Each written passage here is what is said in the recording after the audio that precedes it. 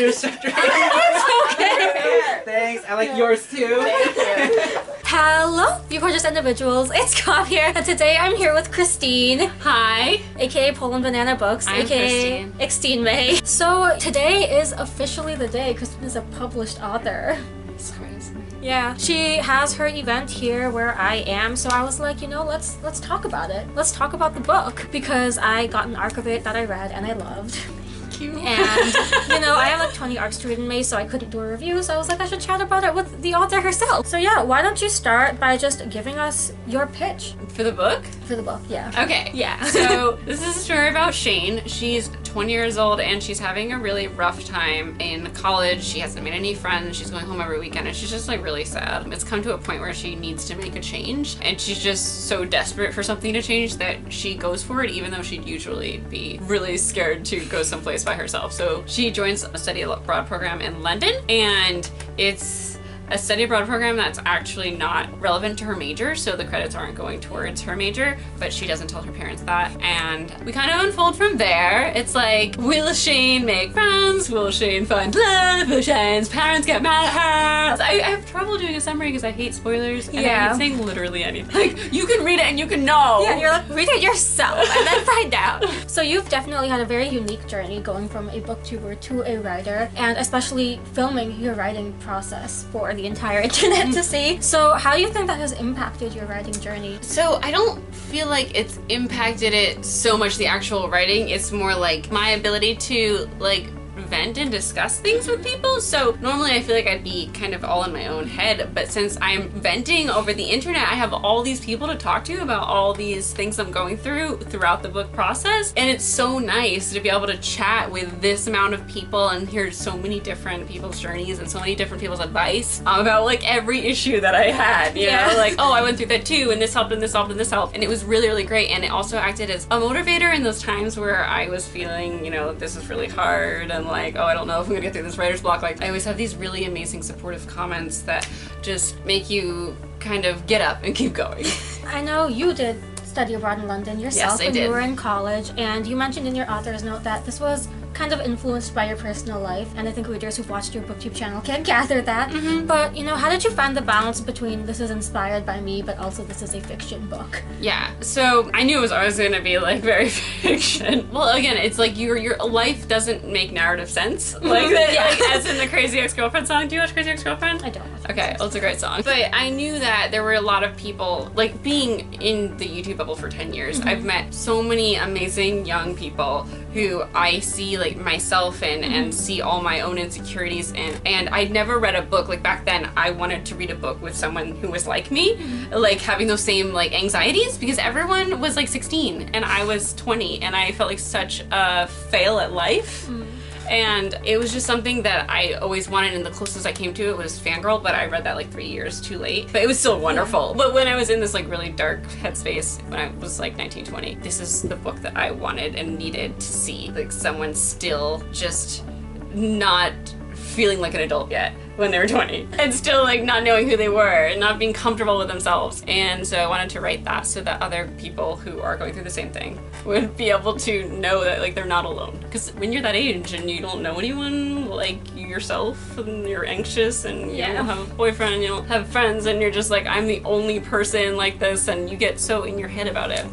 And yeah. So, you know, I think going into this, because you did keep the plot quite a secret, I was expecting very much a lighthearted rom-com, which it was, but I think it also had a lot of those, you know, relevant themes to, you know, teens and young adults in this kind of transitional process about finding yourself, chasing your dreams, finding acceptance. When you went into this book, it kind of sounds like that was more of a goal you had. You weren't just intending to make it, you know, specifically a rom-com. Was it something that came naturally to your writing process? I mean, for sure, that's what really inspired, like there was a bunch of things that inspired it. It was like, how much study abroad changed me as a human being for the better, and like just made me feel like a braver person. I've been trying to convince everyone I know to study abroad for so long and no one has. And like, so that. And then there's like how my college experience felt like really shitty to me compared to everything I'd ever heard about college, and how I didn't know how to turn it around at that time. But then like this one decision kind of gave me the confidence to try other things, and I just wanted to inspire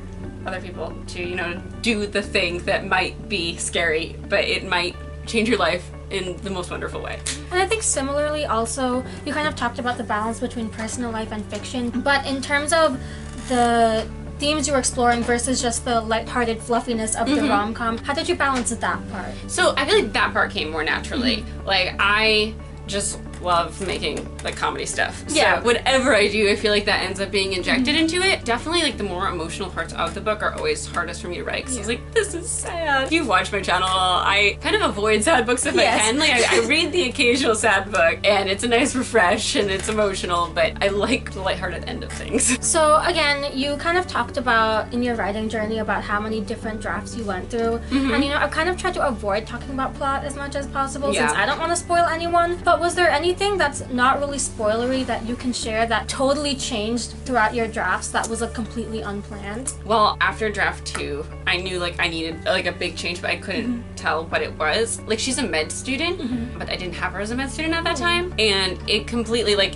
when it clicked that she can't be doing what she wants to do yet, it completely made the story like have so much more of an arc. Kat was telling me this in the beginning. Like she was telling me that things are too happy and I need to like burn shit down when I make things bad. And like I kind of know that, but I kind of just don't want to. So like the lows went lower and so the highs could feel higher. Yeah. So something I'm really interested in, you've talked about your music playlist for writing. Yes. And you know, you just shared it on Twitter the entire thing. I can't believe I forgot. It was like 12 o'clock in the afternoon and someone tweeted like, I'm waiting patiently for the Spotify playlist. And I was like, oh shit. Yeah, but I'm really interested to that because I create my own music playlist when writing. So was that something you kind of created before you started writing? Was it something you embellished on throughout writing? And how did you find the songs? I like this question. I didn't have it beforehand. So what I was doing was the Discover Weekly on Spotify, and then when a song clicked while I was writing, I was like, I need to like listen to this on repeat. I would put it onto the list. And like that's how it slowly grew. And then when I was writing and something just, you know, sometimes you're just like, I need this song and you get it and put it on. So it grew kind of naturally as I was writing. But for book 2, I like totally did the playlist beforehand. And just because I was like, oh, I feel like this is this and this and this, and it works so well too. So you can do it either way. But this is massive, this playlist. Well, the one I shared, I cut like a bunch of them out. So wait, really? It's so long. Oh, I know, because it's so long. It was so long that like I had to go through and pick the ones that were actually relevant. You know, sometimes you just want to listen to some rando song that doesn't really make sense. So I put the ones in that like feel like they narratively fit. You know, you don't like spoilers, but I am curious. Is there anything you can tell us about book 2? Well, what I've already said is that it takes place from 2 points of view. Okay, it definitely has more of a family-oriented plot, whereas this one's more of like a finding yourself. Yeah. Her family was not the most positive in this book. She kind of has a shitty family life. That's probably going to be a common trend.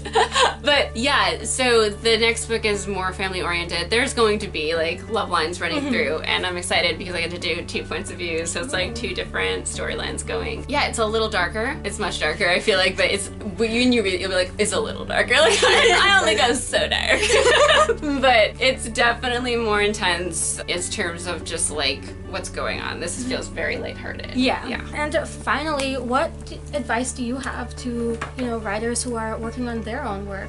Well, my biggest advice is to write what you love and write what you want to write and not what you think the world wants you to write. And my advice to like someone who's starting out like me who didn't have an outline is to outline as much as you can. I do too. But like it's really going to help, I think, when I write book 2. Like this book was so forking long.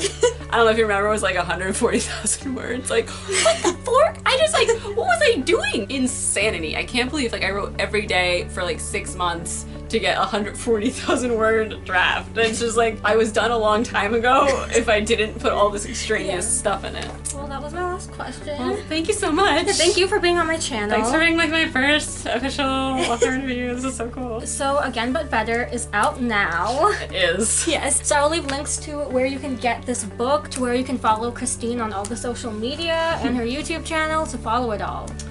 Everything, and buy the book. That's a good plan. Thank you all so much for watching. I hope you're having a lovely day night wherever you are. Please remember that you are beautiful and you deserve the world, and I will see you soon for a brand new video. Goodbye! Bye!